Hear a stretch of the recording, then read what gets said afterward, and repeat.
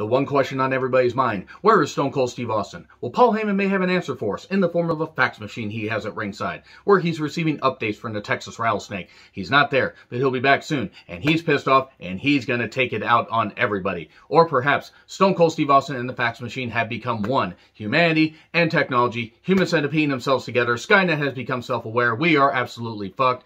Or maybe it's like Zoolander, and the files are in the computer, or maybe they're just giving Stone Cold Steve Austin some time off and building a storyline for his eventual return to take the title away from Kurt Angle the very next week. Likely that option, but I like the first option better. I'm John Renton with the Retro Review of WWE Raw from October 1st, 2001. We're heading towards No Mercy 2001, and off in the middle distance in the ocean near my house, which is a very weird place for it, is Survivor Series 2001, and I will be retro reviewing these shows after that through 2001, and maybe even culminate with the Triple H return to Madison Square Garden, which was a goddamn roar and a fucking incredible reaction. But I'm going to tell you guys right now, by sometime, early next year, the retro reviews will be here and there because these episodic, runs are kind of fun, but it is what it is. I only have so many hours in the day. But the Invasion angle, revisiting it, has been, well, it's been interesting. I'll say that much. Hasn't been as much of a goddamn roller coaster as retro reviewing the entire last year of WCW. Holy fucking shit, how did I survive that? But anyway, they're in Baton Rouge, Louisiana. Easy for me to say. Can't say that goddamn town name to save my life. Recaps of Kurt and The Rock being laid out by the Dudleys on SmackDown. And Heyman has a fax machine right there. And man, it wasn't as bad as Michael Cole doing, "May I have your attention, please?" because Heyman actually has charisma. So, Kurt gets a pop and says he has some sad news. Austin will not be here. And maybe he's just going to surprise everybody and come back suddenly. Or he's just a horse's ass. There's nothing embarrassing about, tapping out to relieve yourself of the horrible pain. Or relieving yourself in your tights and all that, and he's just knocking Stone Cold for being a coward. Here's The Rock. He doesn't care about Austin not being here. He cares about what the Dudleys did. He knocks all the Dudleys. Mama Dudley, Pa Dudley, Snot Dudley, all those goddamn Dudleys. He knocks Puke Dudley, all those. Just throws out some names and everything, as only The Rock can do. And then Shane shows up and says, "I have power over the WCW title, so hey, Rock, you're going to face the Dudleys in a handicapped title tables match." Okay. And Kurt then says, "Well, Rock, you have the people's strudel, and Shane, you have none." He says, I got the whole damn bakery down there." Very uncomfortable, Shane. No wonder you wear baggy pants. So anyway, then the Dudleys blindside them and put both of them through a table. Oh no, how's Kurt going to be able to battle Shane because he's battling him for the title later? How's The Rock going to be able to come back and obviously beat the Dudleys because which Dudley would win the WCW title? Neither of them, because neither Dudley should have been a singles champion at that point. Heyman then gets fax from Austin. He's knocking the fans. Hurricane versus Spike for the European Championship. And where's Molly? Well, we find out a little bit later because Spike was upset, glommed him, but then got laid out and got hit with the top rope eye of the Hurricane. And suddenly, and this had to have been a pre-tape because there's no way Hurricane got back there that goddamn quick. They got there and he says, "Come, sidekick." And she's like, "Holy double cross, we got to get out here," because Molly just can make anything work. And by God, she did. The Mighty Molly character is born. And there we go. They take off. Spike's upset. Big Show suddenly showing up at WWF New York says, "I'm going to take you out into town so you're not just a one-woman man." Okay? How did Big Show know this was going to happen? How did, Spike probably should be talking to the production people at this point. Anyway, Booker, Test, and RVD versus Kane, Undertaker, and Jericho, playing off of Kane and Taker, losing the tag titles to Booker and Test recently. Loud fax noises, more nonsense.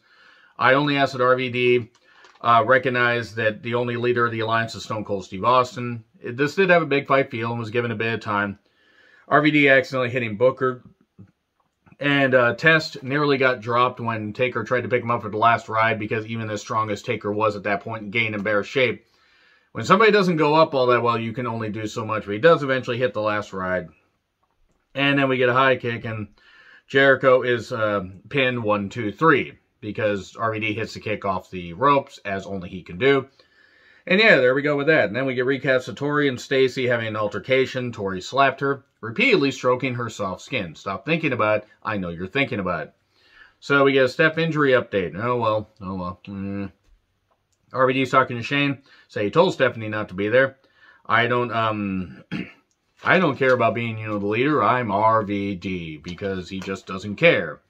And then, so we get another Stacy Tori pull apart, but Lillian gets knocked into the fencing they had back there, and she shouts at Stacy in Spanish, which was a little hot. Okay, a lot. But anyway, it reminds me of a Mexican soap opera. I've seen gasps in Spanish.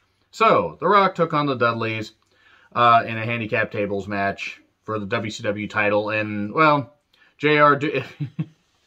I remember what it was. I think they were battling over the announcer's table because Rock jump-started it. And he's trying to tell him, hey, Rock, JR, do something. I'm busy. I don't know why that was funny to me, but it just was. Rock does some good stuff. Dudley's eventually glom him, beat him up. They keep moving the table out of the way. Shane attacks, and puts the Rock through the table. And then Charles Robinson comes down because the other referee's laid out. He's about to call it. Mike Chioda comes down and stops him. Then Rock bottom through a table, and Rock only had to put one Dudley through a table to win, so he did it to Bubba. So he retains. DDP, talking about surgery on his knee. Apparently he did need surgery. He says, oh, I love rehab. And it's like, my injury, it's not a bad thing. It's a good thing. I love yoga. And he would parlay this into something where he's making millions of dollars now. And if you've seen the cost of DDP yoga, or DDPY, you would understand why he makes millions. It works, but it's expensive. So anyway, Tajiri and Tori took on Taz and Stacy. It was mostly comedy. Referee got distracted. Ivory hit Tori with a DDT, and Stacy covered her 1, 2, 3. That's right. Stacy and Tori then, before that, took turns topping each other. I'm just going to let that marinate in your head. So then Heyman has another Stone Cold Facts. It sounds like some kind of weird conspiracy theory show, or weird technology show, or maybe it's a Staples advertisement. So he hates bullies, and the JR's comments have annoyed him, and he will, get revenge. Revenge! Not Jaws of Revenge. Here's Lance talking to Regal because Ivory's trying to hit on Regal, and he says, cover that up, you're going to get a draft in there. Why that made me laugh, I don't know. Lance says, you're sexually harassing her. It figures that, somebody would do that and not be a man of integrity. And then basically Regal says that he would go beat him up, now bugger off. Christian comes out to gloat, being the fightingest Intercontinental Champion, even though he got DQ'd and also ran away in his last defense. Well, his last 2 defenses, that is. Knocks the grooming habits of Baton Rouge, saying, just because you speak French, I didn't expect you to adopt their habits. Boy, what'd the French ever do to Christian? I mean, what's the French contingent in Toronto mean to him? And is there a French contingent in Toronto? I would imagine there is. I think it's from Montreal all the way over. I imagine. It really, please, anybody with geographical knowledge of Canada, please let me know where the French part starts. So anyway, here's X-Pac, and he says, I know what it's like to be hated. They're arguing back and forth. And then Edge says, 1998 called X-Pac, and they're sick of you, so feel free to join us in the year 2001 at any time. I mean,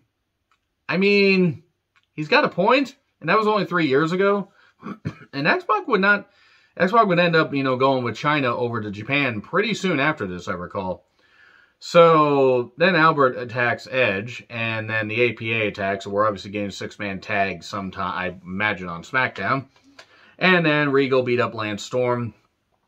The future tag partners collide and got him with the Regal stretch. Regal's nose was bleeding.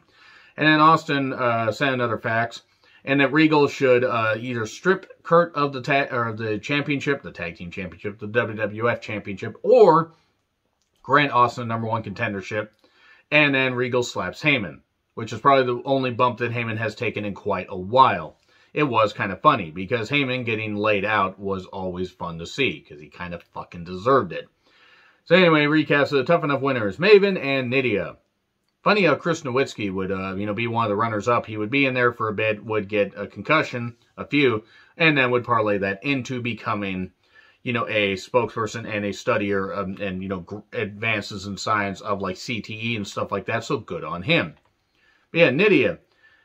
Nydia didn't last very long in wrestling. That's disappointing. And Maven, fortunately, his giant eyebrows were able to cushion all but that Royal Rumble 2002 chair shot, that is. Taz interviews Maven. You have an opponent on SmackDown. He's coming through that door. And then he chokes him out. Your opponent is me. Jeez, Taz. I mean, way to like knock one of the students. I mean, obviously it's a way to get Maven ready, even though he was not ready when they had him wrestle at WrestleMania 18, his only WrestleMania appearance. Boy. Anyway, so then Shane tells RVD, don't do me any favors like Stephanie, you told Stephanie not to, or whatever. RVD, was there with Shane against Kurt Angle for the WWE Championship. So Shane does target the neck, and then RVD, while the referee's distracted, hits a frog splash off the apron to the floor, onto Angle, obviously, not just onto the floor. He's not that crazy. Now, Kurt does eventually come back, gets the ankle lock locked on, and gets the victory. And oh no, is Austin going to show up? Nope, I think he shows up on this coming SmackDown. But anyway, agree, disagree, what I said. Like, share, subscribe, Twitter handle in the description. I'm John Rentlin. I'll see you soon.